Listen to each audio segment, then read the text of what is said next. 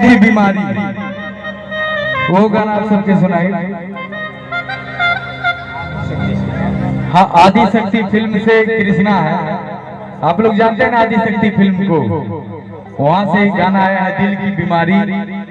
और श्याम आकाश इसका म्यूजिक किया है, मनोज मिश्रा जी इसके मालिक हैं कंपनी के।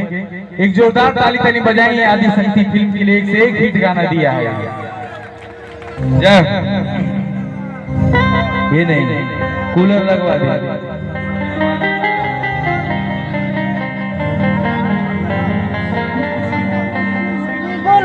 आइए कि हमारा तो धनी बोलता है किसी आयु असुता है के बेरी का है मुहावा फुलाया। शादी हुआ है तुम लोगों का? नहीं हुआ ना? एवं सब भैया भी कुंवारे हुए क्या? तुम भी आगे रहो, फ्रंट में रहो बाबू।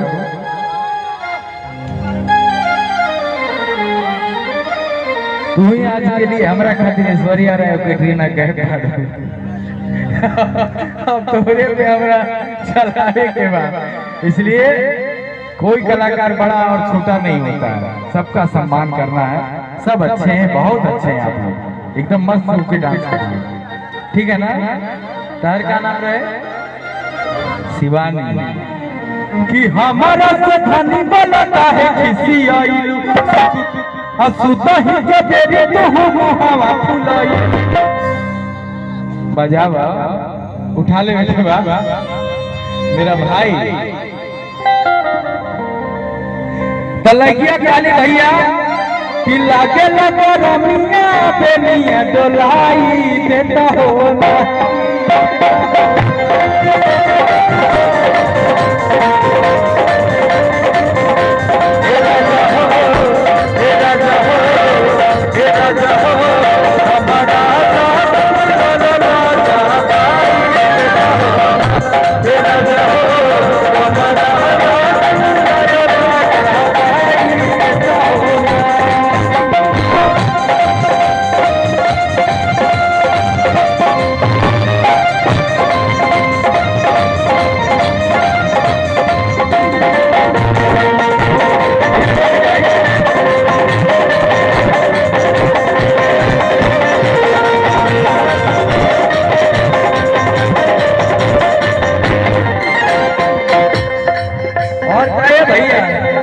जहिया से आईनी घर गरमी से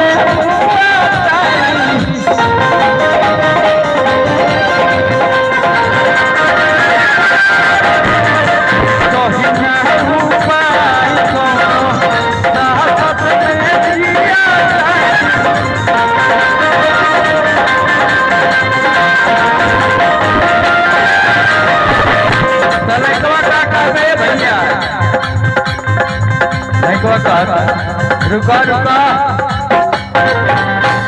इसमें किसका किसका शादी नहीं हुआ है? तो एक बार हाथ उठावा था।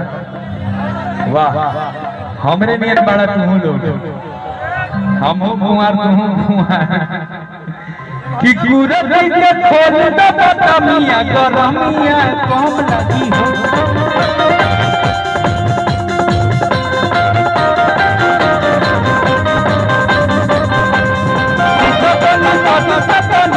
मिजाज कम लगी हो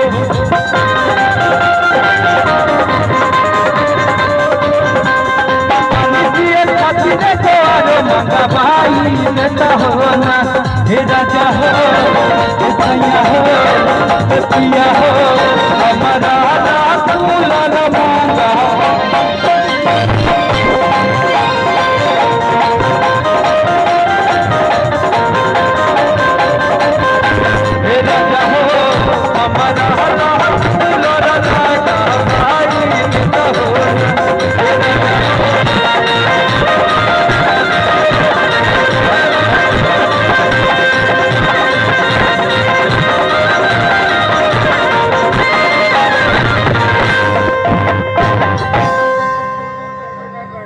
चलिए।